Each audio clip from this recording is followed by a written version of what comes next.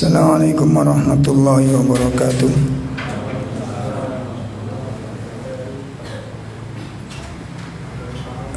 Alhamdulillahirabbil alamin. Wassalatu wassalam alal anbiya wal mursalin wa ala alihi wa ashabihi wa man tabi'ahum bi ihsanin ila yaumiddin. Asyhadu an la ilaha illallah wahdahu la syarikalah wa asyhadu anna Muhammadan abduhu wa rasuluh. Ya ayyuhalladzina amanu taqullaha haqqa tuqatih wa la tamutunna illa wa antum muslimun. Ya ayyuhalladzina amanu taqullaha wa qulu qawlan sadida yuslih lakum a'malakum wa yaghfir lakum dhunubakum wa man yuti'illaha wa rasulahu faqad faza fawzan 'azima. Fa inna asdaqal hadits kitabullah wa khairal hadi hadi Muhammadin sallallahu alaihi wasallam wa syarrul umur muhdatsatuha wa kullu muhdatsatin bid'ah wa kullu bid'atin dhalalah wa kullu dhalalatin finnar. Ikhwatul iman, bapak-bapak, ibu-ibu yang dimuliakan Allah Subhanahu wa taala. Alhamdulillah di sore ini kita bisa hadir dalam kajian menjelang berbuka. Mudah-mudahan ilmu yang akan kita pelajari nanti mengantarkan kita untuk mendapatkan taufik dan hidayah dari Allah Ta'ala. Ikhwatul iman, sore ini kita akan membahas tentang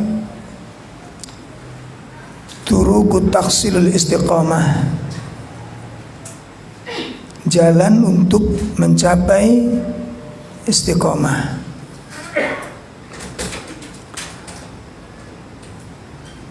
Perlu kita sadari bahwa istiqomah di atas sunnah, istiqomah di atas Islam, istiqomah di atas iman, ini kedudukannya sangat tinggi dan ini merupakan nikmat yang amat teragung, nikmat Allah yang sangat teragung. Karena nikmat istiqomah ini nikmat di atas iman. Nikmat istiqomah itu nikmat di atas iman. Kenapa demikian? Karena iman itu tidak ada artinya apabila tidak diikuti dengan istiqomah. Iman tidak ada artinya kalau tidak diikuti dengan istiqomah. Nikmat Islam, nikmat hidayah, nikmat sunnah, semuanya itu nanti tidak ada maknanya. Seperti kita dengarkan ada hadis yang menjelaskan ada kalanya seseorang melakukan amalan-amalan ahli surga namun tidak istiqomah, maka akhirnya masuk neraka apa surga? Masuk neraka. Ya. dia melakukan amalan-amalan ahli surga, di atas tauhid, di atas akidah, di atas sunnah, namun tidak istiqomah. Seperti kisahnya Syekh Abdullah Al-Qasimi. Syekh Abdullah Al-Qasimi, ahli sunnah, ahli tauhid, ahli akidah. Ya, bahkan karya-karyanya sangat banyak sekali. Kitab-kitabnya sangat berkualitas. Bahkan karya-karya beliau yang berkaitan dengan masalah akidah, masalah sunnah itu mendapat rekomendasi dari imam-imam Masjidil Haram, namun tidak istiqomah. Ya, tidak istiqomah. Meninggalnya sebagai seorang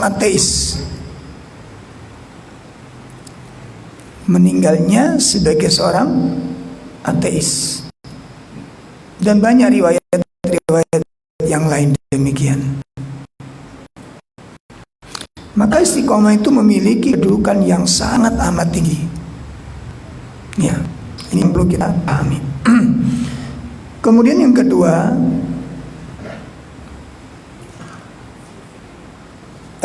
kita harus memahami apa sih yang dimaksud dengan al-istiqomah itu. Apa yang dimaksud dengan istiqomah?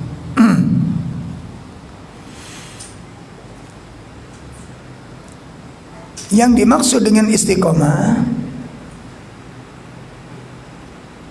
sebagaimana disebutkan oleh Allah Ta'ala di dalam surat 41, ya, surat apa? Fussilat. Surat Fussilat ayat yang ke-30.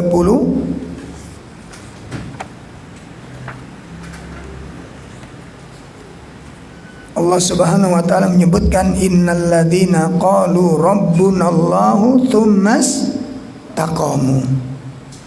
Ya, sesungguhnya orang-orang yang berkata bahwa Tuhan kami adalah Allah, kemudian mereka meneguhkan pendirian mereka. Artinya apa?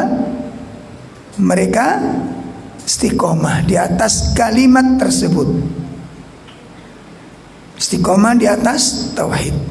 Nah, para ulama di dalam menafsirkan kalimat istiqomah ini bermacam-macam.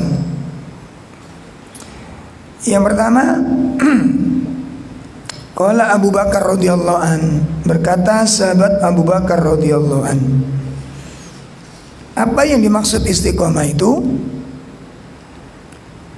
Beliau mengatakan humul ladzi la yusyriku bihi syai'a.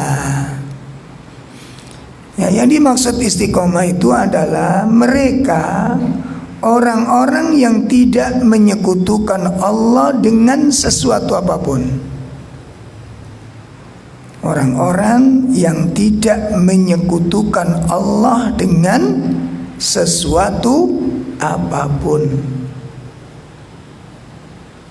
Ini yang pertama, mana istiqomah. Nah, beliau berdalil surah 6 ayat 82. Surah 6 ayat 82, surat Al-An'am. Jadi dalilnya di sini. Ya, dalilnya di situ. Allah Subhanahu wa taala menyebutkan innalladzina. Bagaimana itu ayatnya? Sudah ketemu ayatnya? Ya, dibaca Mas.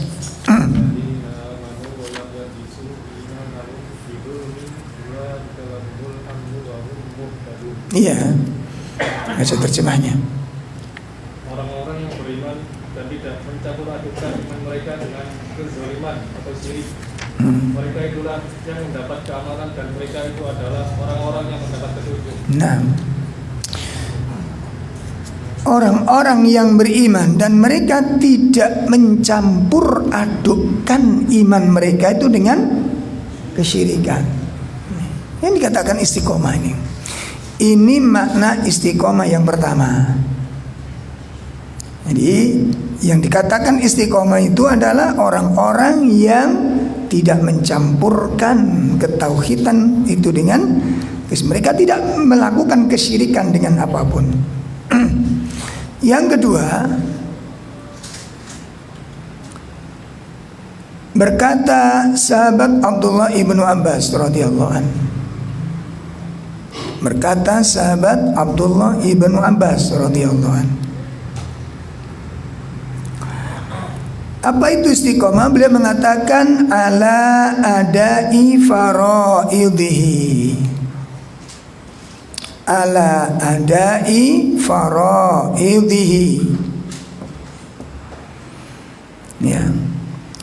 Yang dikatakan istiqomah itu senantiasa menunaikan kewajiban yang Allah berikan.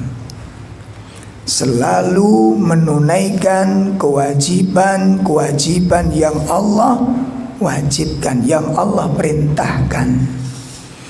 Jadi kewajiban itu dijaga dengan baik. Ya, dia tidak remehkan, dia tidak sepelekan. Ya, dijaga istiqomah itu dengan baik. Ketaatan itu dijaga, yang wajib dijaga. Itu namanya istiqomah ala adai faraidi, menunaikan sebaik-baiknya tentang perkara-perkara yang Allah wajibkan. Yang ketiga, yang dimaksud istiqomah sebagaimana dikatakan oleh Imam Qadhi bin Iyad. Imam Qadhi bin Iyad. Di dalam masih longgar, yang di luar silakan masuk. Di dalam masih longgar.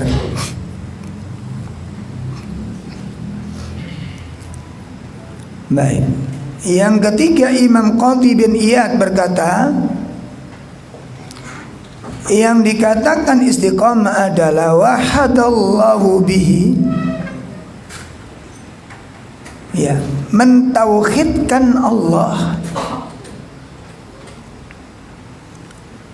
mentauhidkan Allah, wa amana, dan beriman dengannya, summa istaqamu, kemudian dia tegak di atas ketauhidan dan iman itu. Dia berdiri tegak, dia jaga. Walam yahidu anit tauhid, dan tidak merusak tauhidnya, tidak merusak tauhidnya. Waltizamu, dan melazimi. Apa melazimi itu? Apa? Membiasakan terus dijaga ketaatannya.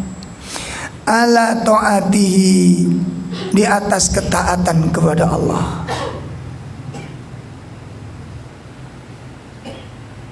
Waqlan,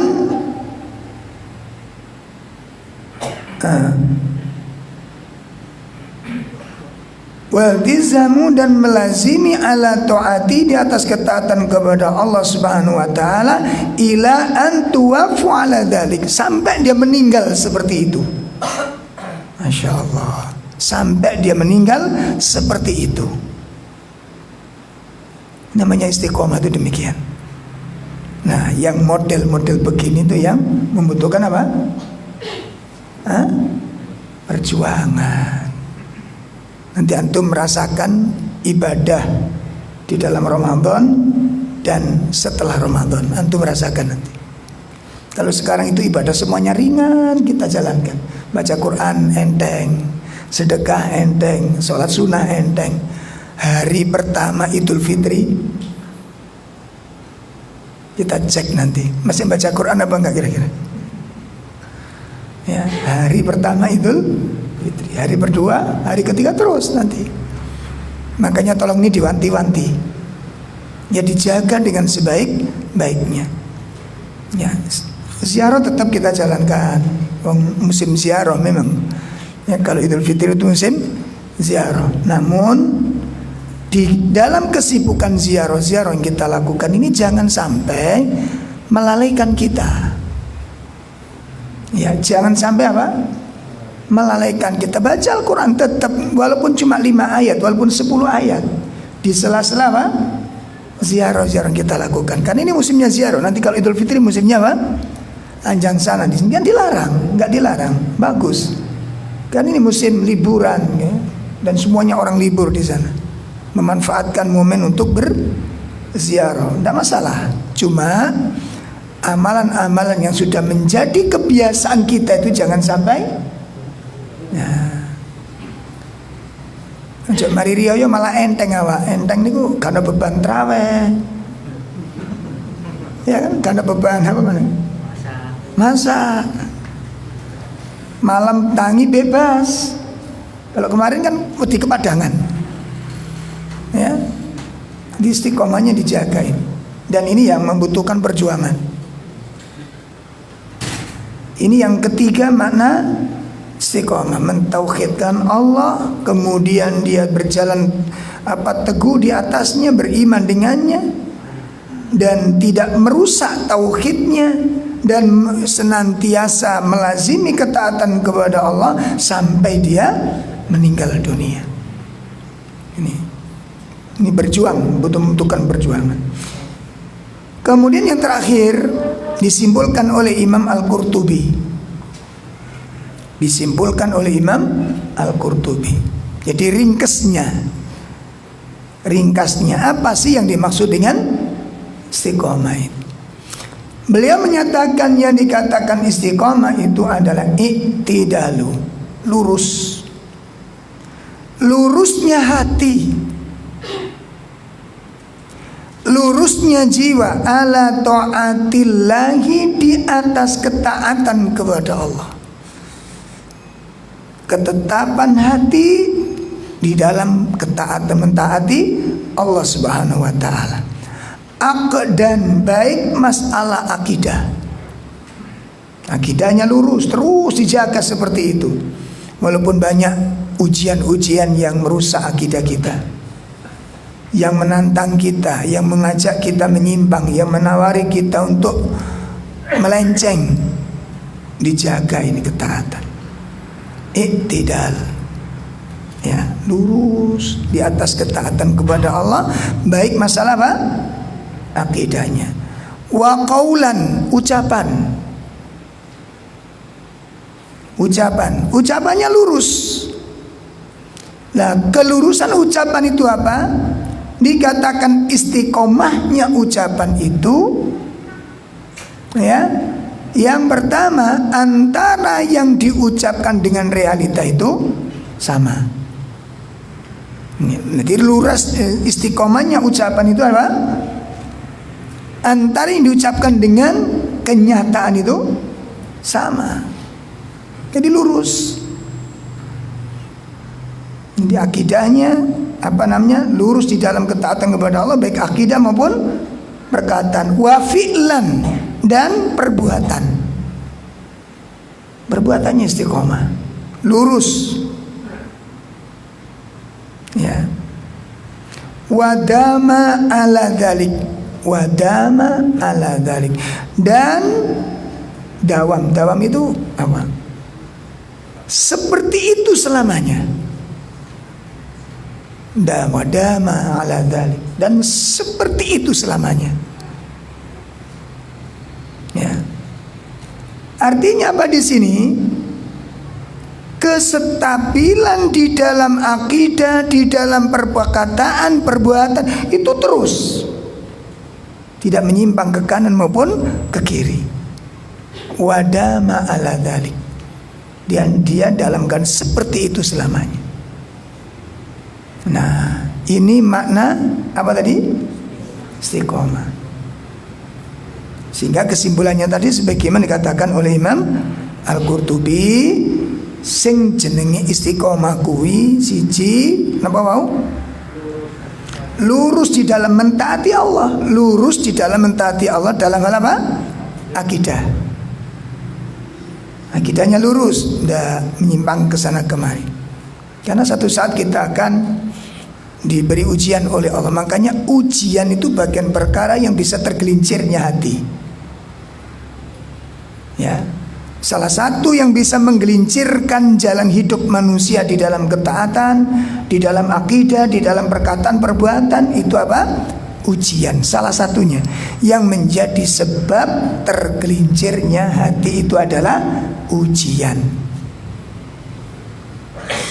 Nah, sehingga nanti ayol ikhwah, seorang muslim hendaknya menyiapkan segala sesuatunya untuk menghadapi ujian-ujian dalam hidup ini. Nah, ujian di dalam hidup itu ada dua macam ini. Ya, ujian dalam kehidupan kita sehari-hari ada ujian yang berupa kenikmatan, ada yang ujian berupa musibah. Ya, jadi yang menggelincirkan orang itu bisa jadi ujian berupa apa? Kenikmatan, bisa. Ya, ada ikhwan itu dulu sebelum terlalu kaya itu istiqomah ngajinya. Begitu cukup kaya, akhirnya nggak kuat, nggawa derajat. Oleng pak, kepinginnya banyak akhirnya, beli sepeda motor sing blang apa jadi moge apa Harley buat deh. Akhirnya ngajinya ganti di jalan-jalan itu dia. Minggu ini tur di mana, minggu ini tur di mana. Jadi waktunya tuh itu sekarang. Nggak pernah talim sama sekali. Ya, makanya jenengan bersyukur tidak menjadi orang yang terlalu kaya nih. Ya, bersyukur dan harus sabar. Ya. Karena kalau jenengan dadak sugih temen ngono Pak, mbok gelem ngaji rutin mbok gak apa sampean. Iya, wong rada sugih wis gak patek ngaji rutin. Ya. Iya betul ini. Jadi nikmat yang berupa kesuksesan itu juga bisa Pak menggelincirkan seseorang. Kesibukannya dengan hartanya, kesibukannya dengan perdagangannya, kesibukannya dengan urusan-urusannya, menjadikan orang lalai. Kemudian ujian yang kedua adalah ujian berupa musibah. Dan ini juga bisa menggelincirkan orang dari ketaatan kepada Allah. Ya, karena tidak kuat dengan kemiskinan, tidak kuat dengan kekurangan-kekurangan, akhirnya goncang. Dan kita tidak tahu ke depan kita akan diuji oleh Allah dengan ujian apa ini. Ya, banyak ikhwan-ikhwan kita yang karena ekonominya goncang, kemudian istri tidak kuat, ya berubah. Masya Allah. Sampai kalau di jalan ketemu itu dia menghindar, jangan sampai ketemu sama kita. Padahal kita ingin mendekat saja, nggak ngapa-ngapain. Kenapa sampai enggak? Karena istrinya udah dilepas jilbabnya. Ada yang sampai seperti ini, padahal dulu bercadar. Coba, makanya kita harus selalu minta tolong kepada Allah. Ya, minta tolong kepada Allah. Nah, ini yang dimaksud dengan istiqomah. Jadi istiqomah dalam akidah, istiqomah dalam mentaati ketaatan dan istiqomah di atas sunnah. Istiqomah di atas sunnah. Makanya seperti anak-anak kita dikenalkan majelis seperti ini, dan selalu diupayakan untuk nyambung iman kita dengan imannya anak-anak ini. Akidah kita hendaknya juga diikuti oleh akidahnya anak-anak kita. Makanya Nabi Ibrahim ketika menjelang kematian bertanya kepada anaknya ini, ya, ma ta'buduna min ba'di, apa yang kamu sembah setelahku nanti? Ini dalam rangka menjaga apa? Menjaga apa?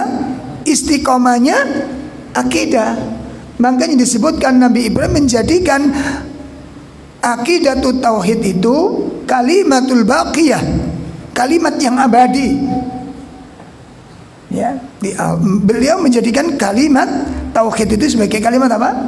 Baqiyah, kalimat yang kekal, Artinya istiqomah kalimat ini. Makanya diwanti-wanti anaknya. Ya, makanya kita jangan sampai anak-anak kita tidak mengikuti iman kita. Sebab kalau nanti berbeda Pak, berbeda haluan, ya, gaya hidupnya berbeda, pikirnya berbeda, nyari pasangan hidup pun berbeda nanti. Lah di situ nanti mulai bermasalah nanti. Mulai bermasalah. Ada ikhwan kita, si ibu mendapat taufik dan hidayah dari awal. Yang lebih dulu ibunya mendapat hidayah, anaknya tidak dapat, suaminya belum dapat. Akhirnya di dalam rumah itu ada dua madhab.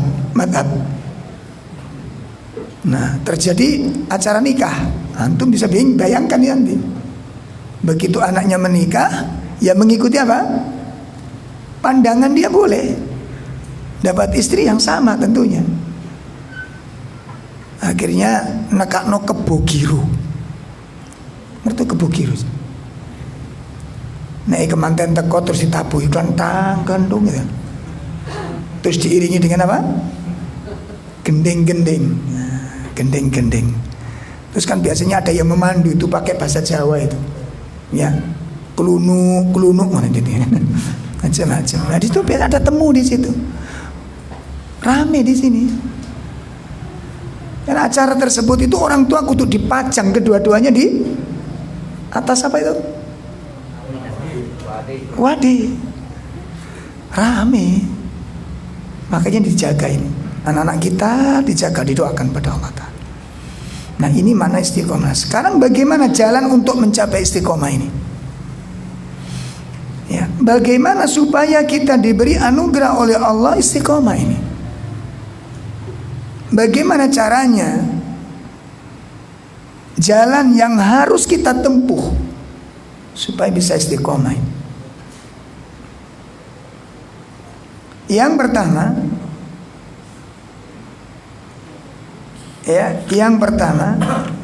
jalan menuju istiqomah adalah doa. Minta tolong kepada Allah Subhanahu wa taala. Kenapa? Karena urusan hati ini adalah urusannya Allah. Urusan hati itu adalah urusannya Allah Subhanahu wa taala. Allah yang berkuasa atas hati-hati manusia. Ya. Ketika Nabi SAW berdoa dengan doa yang masyhur, ya muqallibal qulub sabbit qalbi ala dinika. Ya. Artinya apa? La tuzigh qulubana. Maknanya la tuzigh qulubana, sabbitna ala siratikal mustaqim wa dinikal qawim. Doa yang kita baca di dalam surah Al-Imran ayat 8 yang maknanya Rabbana la tuzigh qulubana. Ya, artinya apa? Sabitna ala siratikal mustaqim. Teguhkan hati kami, kuatkan hati kami di atas jalanmu yang lurus. Wa dinikal qawim, dan agamamu yang lurus. Ya, tegakkan hati kami di atas jalanmu yang lurus dan di atas agamamu yang lurus. Ini itu makna daripada la tuzigh qulubana. Berdoa kepada Allah Subhanahu. Kita nggak mampu menguasai hati kita ini. Manusia tidak mampu menguasai hatinya. Karena hati itu dalam kekuasaan Allah Subhanahu wa taala. Maka ketika Nabi setelah membaca doa ini ditanya oleh Asma binti Yazid. Ketika Nabi setelah berdoa ya muqallibal qulub, itu Nabi ditanya. Apa pertanyaan? Ya Rasulullah, wa innal qalba la yataqallabu. Wahai Rasulullah, apakah hati itu bisa berubah-ubah? Ya. Apakah hati itu bisa berbolak-balik? Maka Nabi SAW menjawab, na'am, ya. hati itu berubah-ubah, hati itu berbolak-balik. Coba antum merasakan di 10 malam terakhir ini terasa sekali. Semangat ibadah malam itu kadang begitu antusias, kadang-kadang apa? Atau antum mulai malam pertama meningkat, malam kedua tambah meningkat, malam ketiga tambah meningkat, atau gimana? Atau kayak bukit di Pacitan gitu. Gimana? Rasanya gimana? Naik turun. Antum rasakan benar. Ya Allah, ini hati. Ya. Makanya Nabi menyampaikan ma khalaqallahu min bani Adam min basharin illa anna qalbahu baina isbi'aini min asabi'illahi azza wa jalla. Ya, tidaklah Allah menciptakan dari anak-anak Adam. Ya, tidaklah Allah menciptakan dari anak-anak Adam, dari kalangan manusia, illa anna qalbahu baina isbi'aini min asabi'illahi azza wa jal, kecuali bahwasanya hatinya itu berada di antara jari jemarinya Allah azza wa jal. Jadi Allah menciptakan anak-anak Adam dari manusia ini kecuali hatinya berada di antara jari jemarinya Allah Subhanahu wa taala. Fa in syaa'a aqamahu, dan jika Allah menghendaki Allah akan tegakkan, akan keluruskan hati itu. Jika Allah menghendaki, hati itu akan diluruskan oleh Allah. Wa in sa'a azaghahu, dan jika Allah menghendaki maka Allah belokkan hati itu. Ya. Jika Allah menghendaki lurus, Allah akan jadikan hati itu lurus. Jika Allah menghendaki bengkok, hati itu akan dibelokkan. Dan itu bagi Allah itu sangat apa? Sangat mudah bagi Allah untuk menetapkan dan membelokkan hati. Makanya kita berdoa. Ya. Kita berdoa. Ini yang pertama, jalan menuju istiqomah. Yang kedua, bagaimana agar iman ini istiqomah? Bagaimana ketaatan itu bisa istiqomah? Yang kedua adalah al-ikhlas, meluruskan, mengikhlaskan setiap amal. Mengikhlaskan setiap amal.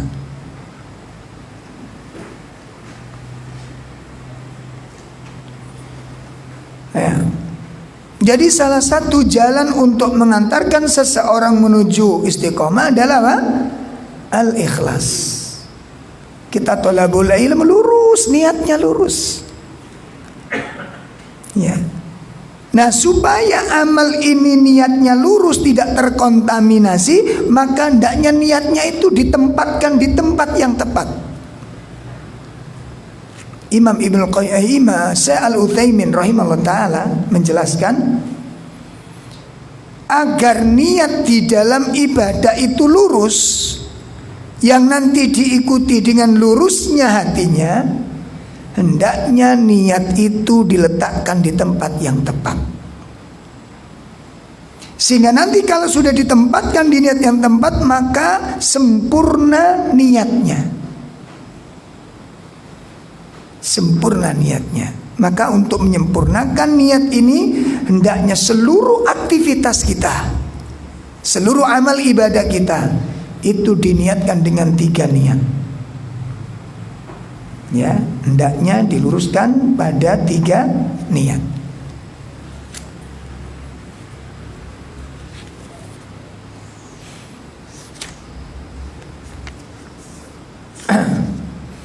Yang pertama, niyatu antakuna lillah.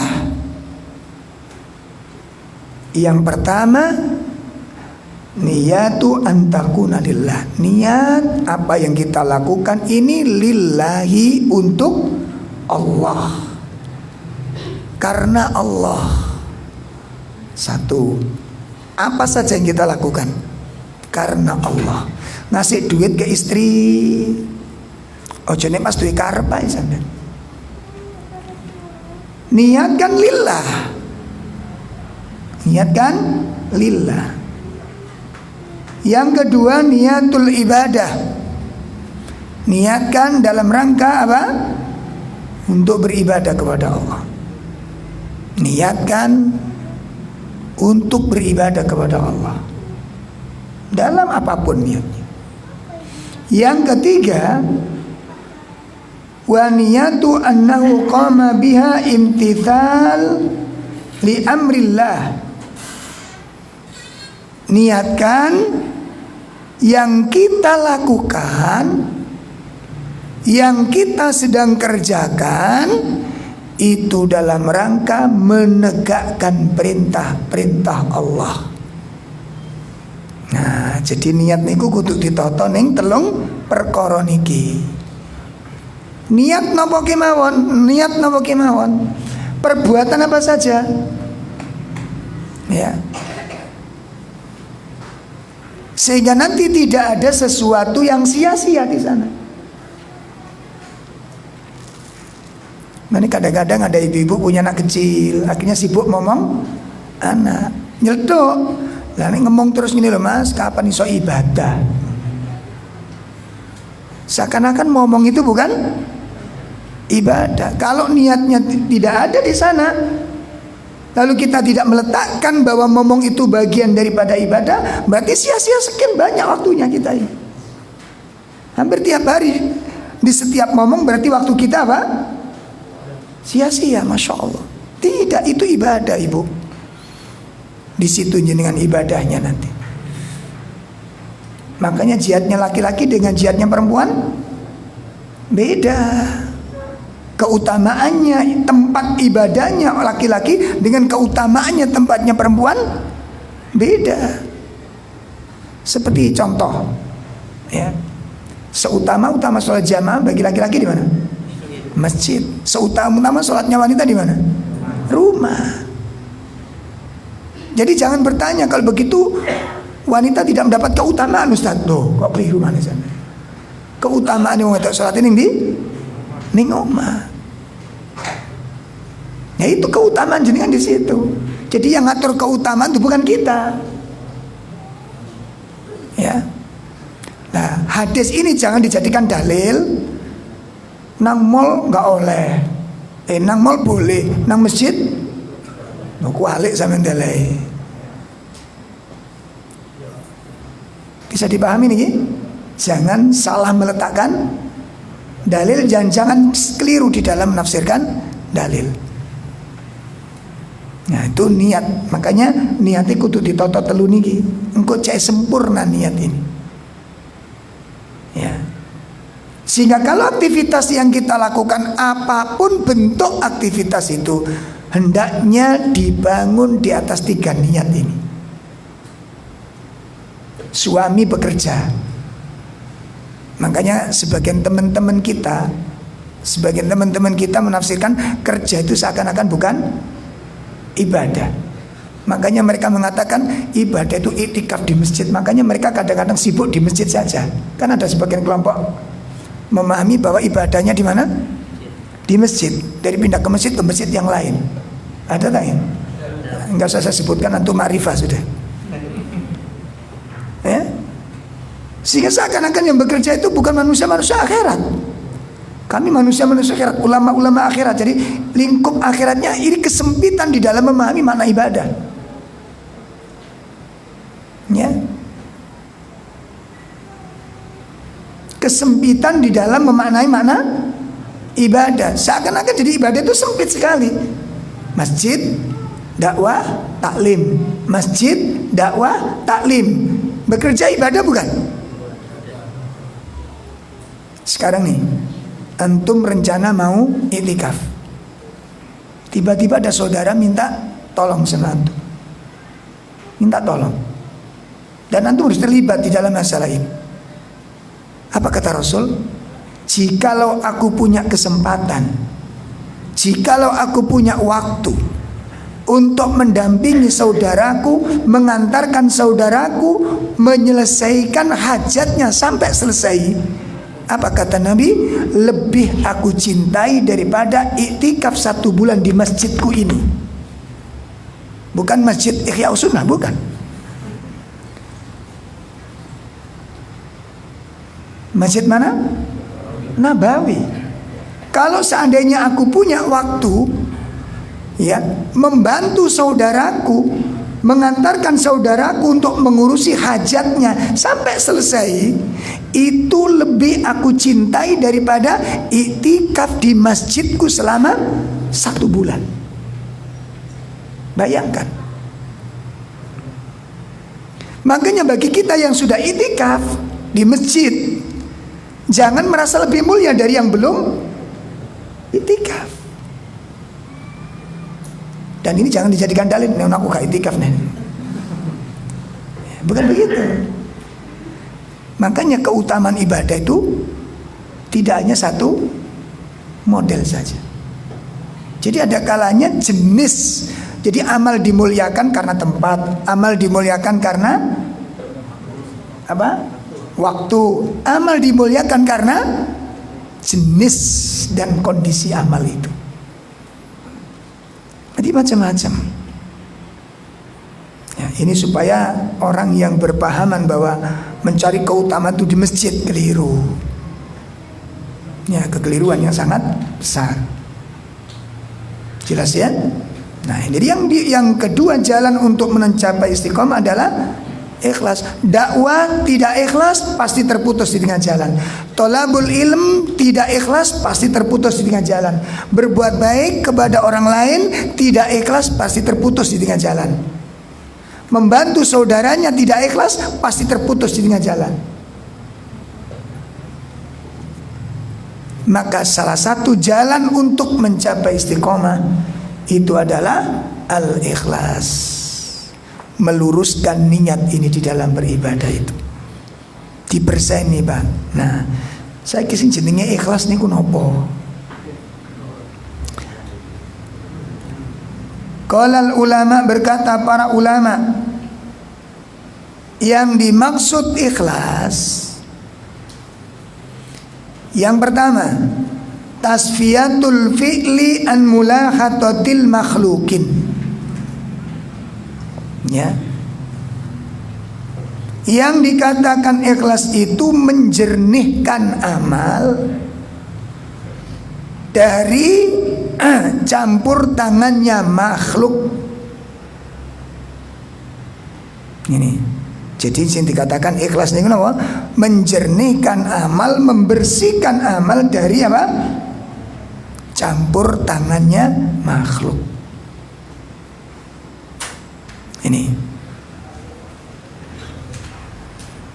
Yang kedua, yang dikatakan ikhlas, an la tatluba ala amalika. Dadi sing jenenge ikhlas iku an la tatluba, ya, sira ora ndolek. Apa sira? Panjenengan. Sing dudu wong Jawa tola-tole. Ya, bahwasana Anda tidak mencari syahidan. Apa? Syahidan, apa syahidan? Persaksian atau pengakuan ala amalika, atas amal-amal yang Anda lakukan, ghairallahi, selain mencari pengakuan dan persaksian dari Allah.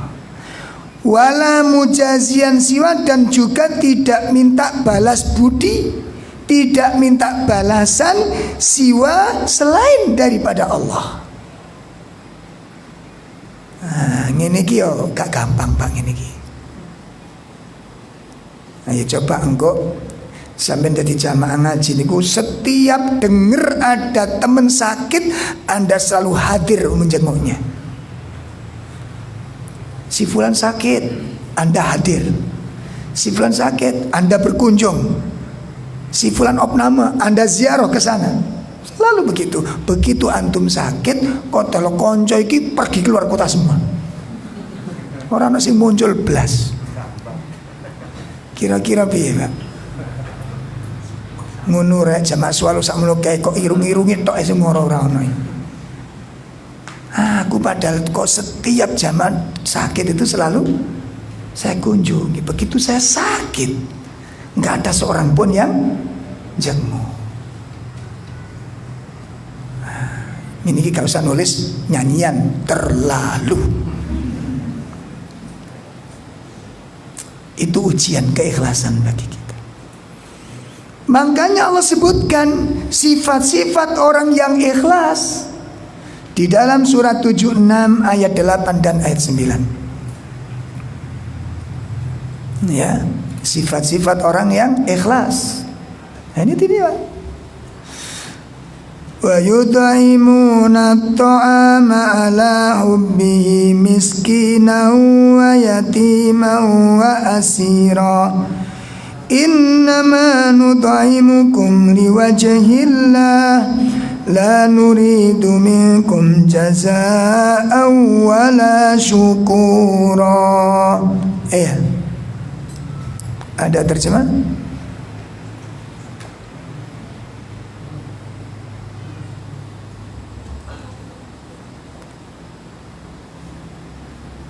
Ayat 8 ayat 9.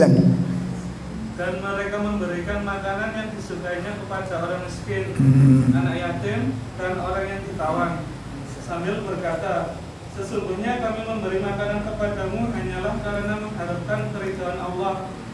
Kami tidak mengharap balasan dan terima kasih dari kamu. Loh, ini jenenge ikhlas itu cirine kayak gini gitu. Ya. Jadi mereka memberi makan kepada orang-orang miskin, kepada anak-anak yatim, kepada para tawanan dengan jenis makanan yang dia cintai. Ya.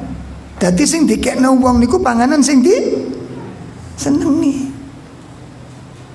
Sing pantes, yang bagus dikasihkan orang itu.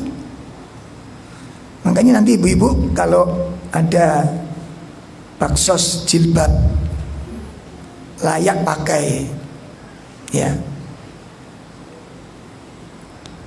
itu ojo bekasnya jilbab sing dikekno.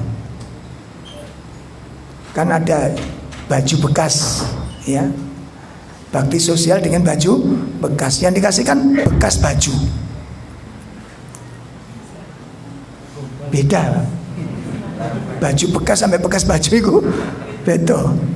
Pengalaman saya ketika menampung napa jenenge ini baju bekas nih, kita terima itu 7 karung. Sing pantes dikirim itu 2 karung. Kau ini ngomongin nitip 2 apa piye? Makanya 4 tahun terakhir kami tidak menerima baju bekas. Ustaz, baju layak pakai enggak? Si api moh. Trauma, Pak. Nyupi tinggal situ, ya Allah. Sampai di Nidal Fitrah itu ada. Jelas pengumuman itu jelas. Membutuhkan bantuan sarmuko. Sarung mukena baju koko. CD itu masuk. Kan iki sok maca apa ora wong mungkin. CD. Mosok tak jelas norek sampean iki omong.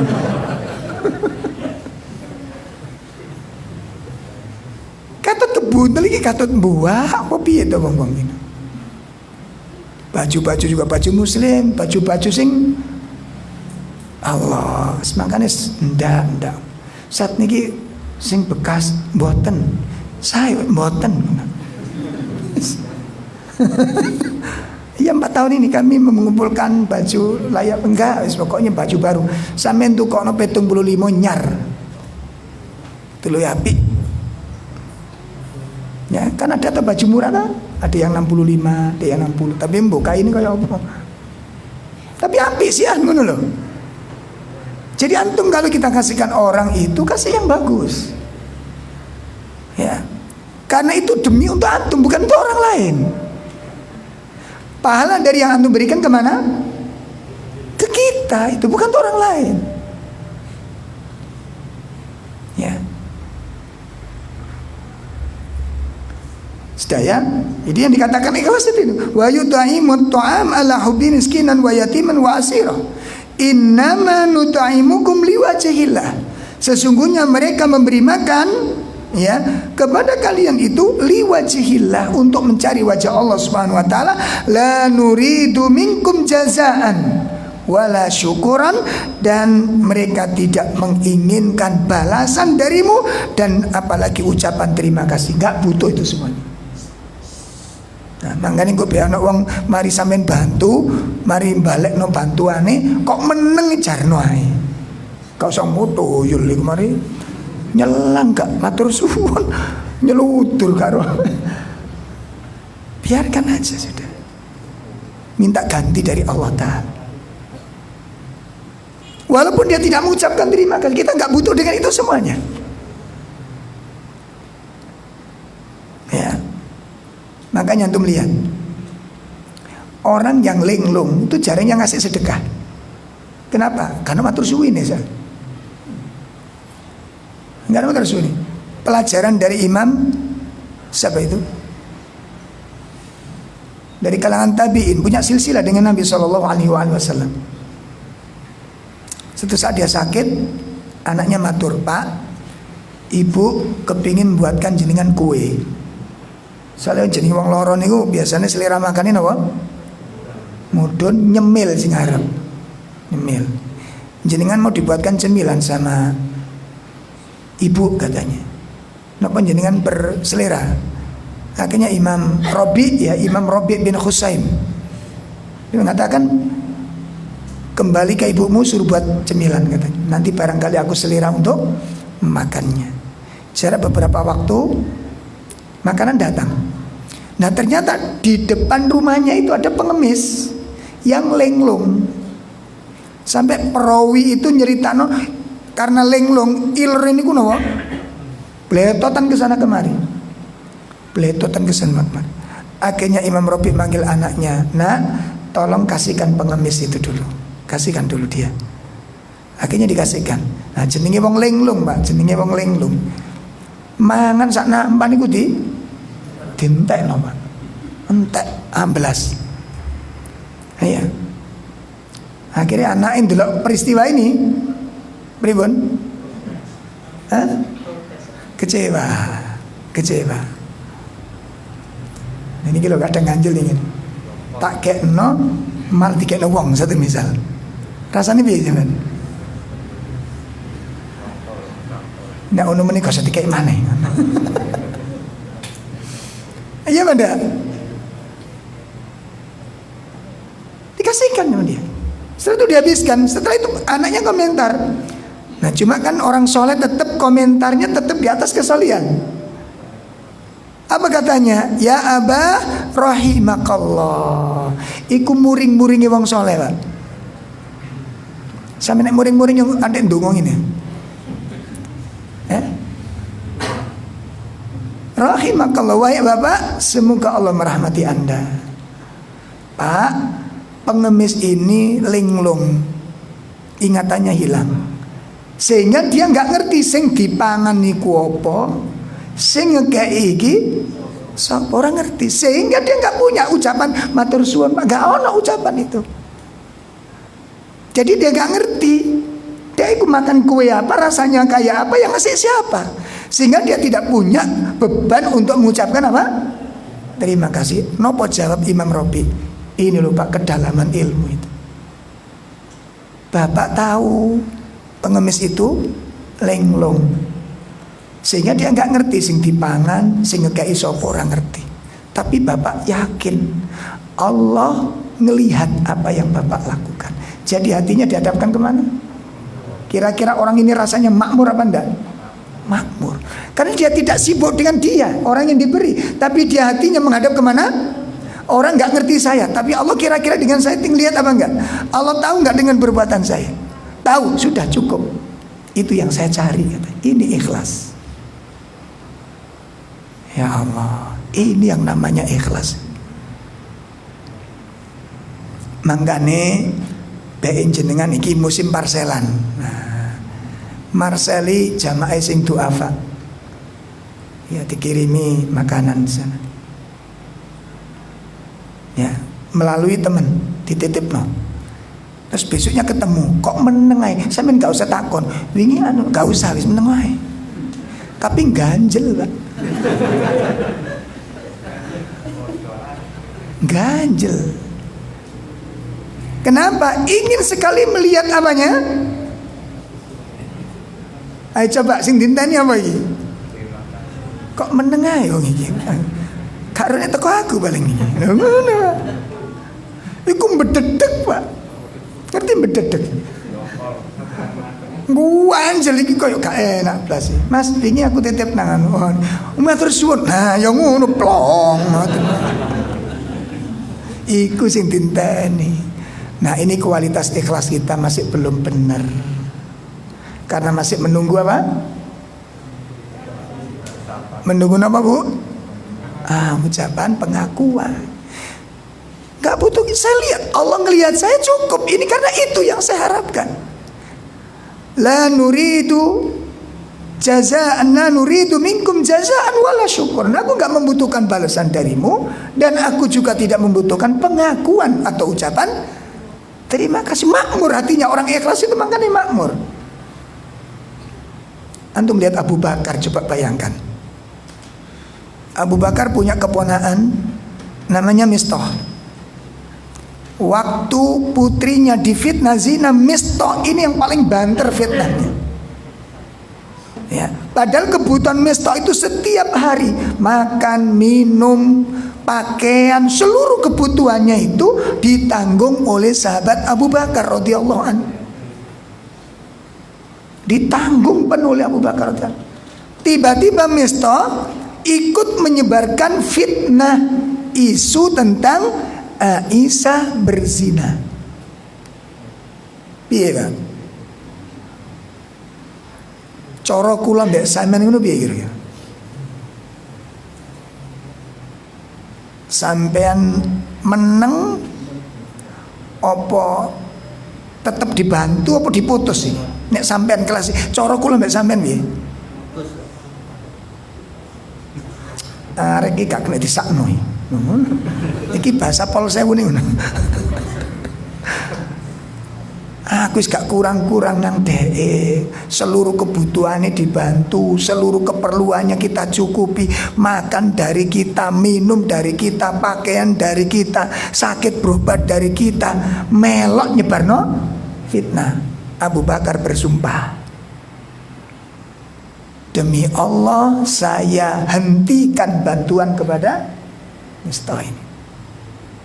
Turun ayat, ya Allah, turun ayat. Tidak pantas orang mukmin memutuskan sedekahnya yang diberikan kepada kerabat-kerabatnya. Bersumpah untuk memutuskan kebaikan kepada kerabatnya. Begitu ayat turun, Nabi datang kepada Abu Bakar menyampaikan, ya Abu Bakar, aku mendapat ayat seperti ini. Umpama kula mbek sampeyan digawakno ayat ngono, nek pas koyo ngono kuwi piye, Pak? Mempan apa enggak ayat iki? Kira-kira lho Pak, wis kadung napa jenenge iki? Wis kadung panas iku masyaallah. Wong sampean kadang-kadang muring-muring niku. Ngomong dilingno sing lanang. Bi, sampeyan iki ngaji. Gak usah ngomong, wis ngerti. Lho ngono. Coba bayangkan. Ngene iki wis gak peduli riwayat sahih muttafaqun alaih ditolak kabeh, Pak. Ini keikhlasan, makanya kita diuji nanti. Ya Allah. Ini keikhlasan. Makanya istiqomah ikhlas itu. Mau terputus bukan karena Allah, berhenti dia. Begitu ayat turun, Abu Bakar, aku menerima ayat ini. Enggak pantas, enggak boleh orang mukmin bersumpah memutuskan kebaikan yang diberikan kepada kerabat. Enggak boleh. Dia tidak lagi melihat apa? Keburukan Mistah, enggak lihat lagi, mangkelnya dihilangkan. Akhirnya apa? 3 hal yang berat dilakukan oleh Abu Bakar. 1, apa Pak? dia harus berusaha memaafkan misto. Satu. Yang kedua, dia harus menahan marahnya. Yang ketiga, dia harus tetap memberi. Mbak sampe sok nglakoni telu iki sok gitu. Ngempet muring-muring, nyepuro sing nglakoni, jamin sing dikek sing dolim tadi. Wis tak sepuro ae, tapi duwe gak tak kei. Ngono.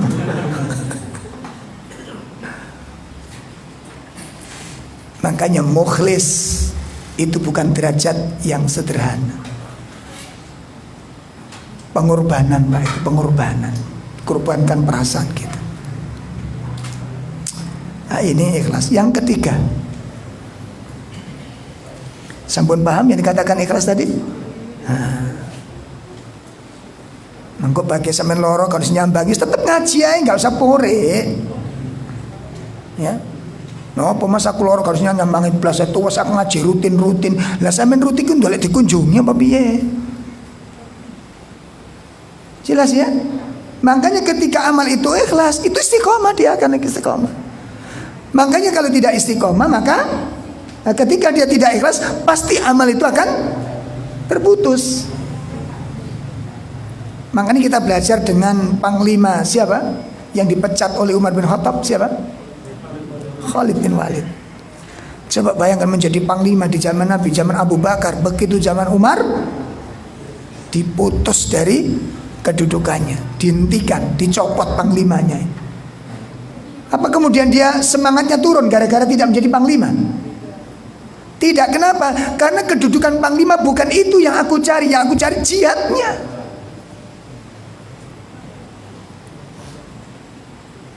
Paham ini, Pak? Maka begitu bapak-bapak dalam lembaga nanti dijadikan pengurus, begitu semangat, mas sampean leren mas, gak usah loyo. Kenapa? Bukan pengurus itu yang kita cari. Paham ini? Sama dengan kita makmurkan masjid, nggak duduk pengurus kok. Yang memakmurkan masjid itu keimanan, bukan jadi pengurus. Makanya itu nggak ngefek. Dicopotnya kepanglimaan Khalid bin Walid tidak menjadikan apa? Surut semangatnya, lemah. Enggak ada hubungannya dengan itu. Karena bukan kedudukan menjadi panglima yang dicari, tapi yang dicari apa? Syahid di jalan Allah.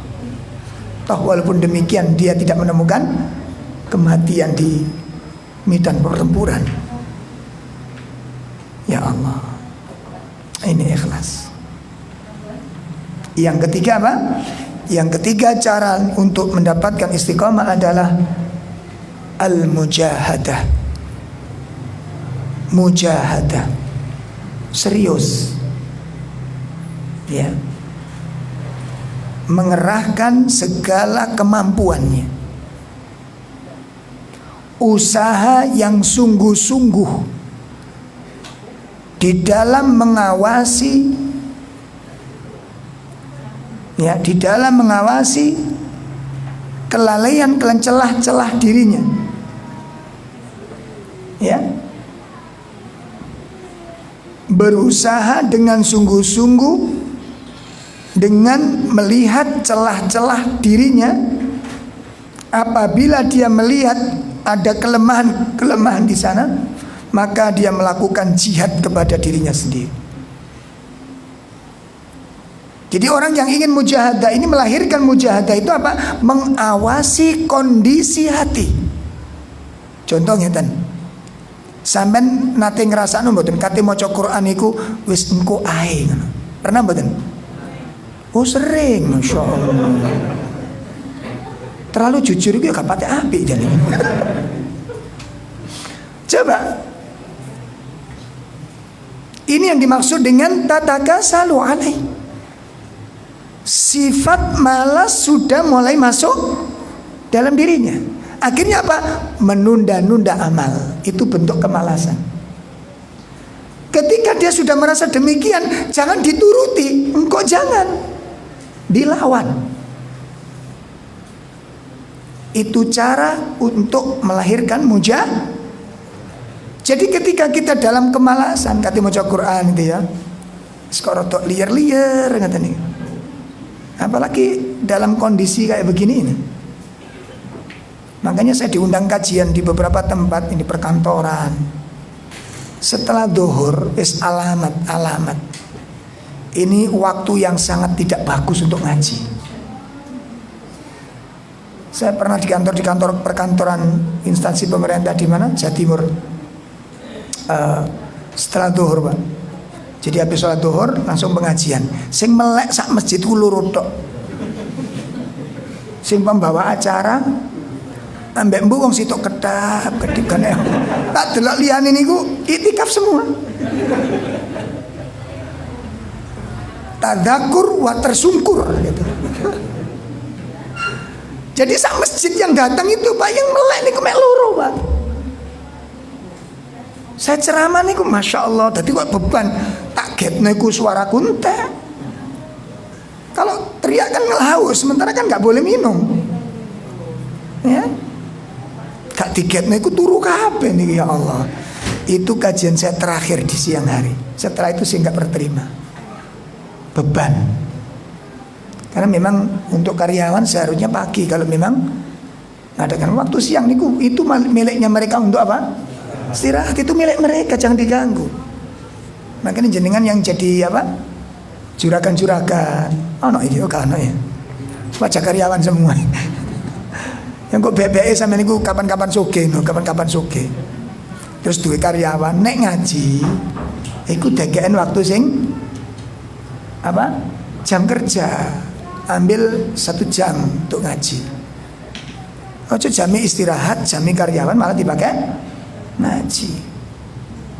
Nah, jadi mujahadah itu seperti itu. Ya, mengawasi kondisi hatinya sehingga ketika dia sudah merasa ada kemalasan masuk, itu jangan dituruti, dilawan. Ini namanya mujahadah. Makanya selalu diperhatikan. Kata Syekh Salim, an yuraqiba qalbahu. Hendaknya setiap muslim mengawasi kondisi hatinya. Diawasi kondisi hatinya, semangatnya lemah, itu diawasi. Diawasi. Ya, diawasi. Diperhatikan dengan baik sehingga ketika sudah merasakan ono kemalasan, nah biasanya kemalasan diikuti langsung nanti saja. Pasti kemalasan diikuti dengan apa? Menunda amal di waktu yang akan datang. Ojo dituruti ngene iki, lawanan. Lawan Pak, semampunya nanti. Allah Subhanahu wa taala jelaskan ketika kita sudah berupaya seperti ini melawan kemalasan ini, Allah menjamin Allah akan menuntun kita menuju hidayahnya. Dituntun jiwa kita, dituntun hati kita ini. Ya, dituntun oleh Allah. Allah Subhanahu wa taala sebutkan di dalam surat 29 ayat 69. Walladzina jahadu fina lanahdiyannahum subulana wa innallaha lama'al muhsinin. Ya, dan orang-orang yang jahadu, yang sungguh-sungguh, yang berjihad fina di jalan kami. Artinya orang itu mengerahkan segala kemampuannya di jalan kami. Apa kata Allah? Lanahdiyannahum. Sungguh benar-benar kami akan tuntun mereka. Ya, subulana berada di atas jalan-jalan kami, dituntun kita oleh Allah, ditolong oleh Allah untuk bisa sampai kepada jalan Allah Ta'ala. Nah, karena perlawanan ketika kita bermalas-malasan, ini menunjukkan perjuangan kita melawan hawa nafsu ini, bentuk perjuangan kita. Sehingga di situ kelihatan kesungguhan kita, perjuangan dan pengorbanannya kelihatan. Tadi kan maunya nek males iku enake di santai-santai. Ya, makanya tolong Pak, minta tolong, saya minta tolong dipahami betul jadwal amalan-amalan yang sudah rutin itu jangan, itu harus betul-betul dikemas dengan baik. Sehingga nanti ketika sudah waktunya, ini waktunya baca Quran, yang namanya HP kok jadi digowo. Talak satu. Ya, udah jangan disentuh. Sebab nek sampean moco, kemudian krungu kodok ngoreke muni, Ku biasa mari maca ta'awudz iku leren iki pengalaman pribadi begitu. Awal-awal duwe HP lah kemaru awal. Kait a'udzu billahi minasyaitonir tung lab. Oh we ametuin. Pertanyaan. Antum pegang ini sudah gak bagus, Pak. Ini melanggar etika di dalam tilawatil Quran. Jelas ini? Sudah gunakan katakan seperempat jam sudah baca Quran. Iki wis aja dijempok maneh. Ngono. Kok iso nglakoni diurap koyo ngene maca Quran diwujud. Mang dedek man maca maneh. Ngono mbek aman. Iki kok opo dari sana? Iki enggak ada adabnya namanya. Enggak boleh begitu itu. Ono sing ngono enggak? Ada yang begitu kira-kira? Enggak usah dijawab. Dirasakno ae. Sebab koyoke ono. Barangkali ada, jangan begitu lagi, jangan diulangi lagi. Waktu baca Quran, waktu zikir. Ya, makanya waktu ibadah sudah di apa? Dikat ini waktu untuk ibadah seperti adzan. Begitu masuk adzan ini waktu ibadah sudah. HP matikan. Jangan WA, jangan balas, sudah tutup gitu. Tutup sampai ibadah sholat itu selesai. Sakit dipaham? Karena saya masih banyak melihat, termasuk di sini. Baik ngaji, tekun ngaji. Nah, Ustadz adzan dulu, adzan dikumandangkan. Mulai sampai masuk kan makhluk ini misterius ini. Yang tadi kan ngaji serius. Nah, kepingin tahu ini ngaji sudah. Jeda sebentar mendengarkan apa? Adzan. Nah, biasanya lah apa?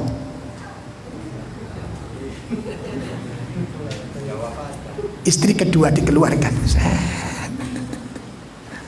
Sambil dengarkan adzan sambil sing fokus sing dikira-kira. Nek waktu adzan ngrungokne adzan ambek HP, kira-kira sing fokus sing ndi? Kita meremehkan panggilan Allah tanpa sadar.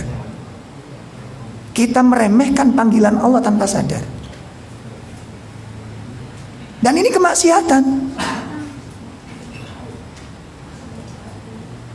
Di majelis kita nih banyak, nggak usah di masjid yang lain. Bahkan ketika adzan omong-omongan di luar.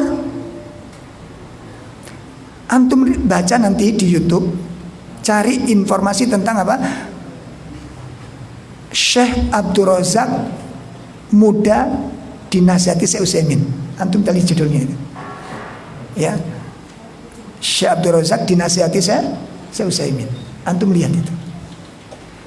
Jadi ketika bermajelis dengan Syekh Utsaimin, Syekh Abdul Razak ini waktu jeda adzan berhenti, seperti di sini. Akhirnya Syekh Abdul Razak ini waktu masih belajar gitu, masih jadi apa? Masih thalib ya, masih siswa. Itu mendekat ke siapa? Ke Syekh Utsaimin, nanya materi. Ya Syekh, apa katanya? Syekh Utsaimin begitu ditanya itu nggak jawab sama sekali. Isma. Apa katanya? Dengarkan. Ada waktunya bertanya, ada waktunya mendengar. Itu terulang 2 kali. Di waktu yang lain ketika habis sholat, salam, assalamualaikum, assalamualaikum. Nah, jenenge arek nom-noman, ketok ustadz rodok longgar, langsung rapet datang ke sop pertama, langsung mendekat. Ya Syekh, saya ingin bertanya. Sabbih, fasabbih. Waktunya apa? Baca tasbih, bukan bertanya. Ini diperhatikan dengan sebaik-baiknya. Baik teman-teman sekalian yang dimuliakan Allah, ini diantara langkah-langkah yang bisa kita lakukan. Mudah-mudahan kita bisa amalkan dengan sebaik-baiknya. Dan masih ada beberapa poin ya sebenarnya. Mungkin nanti akan kita bahas di waktu yang akan datang.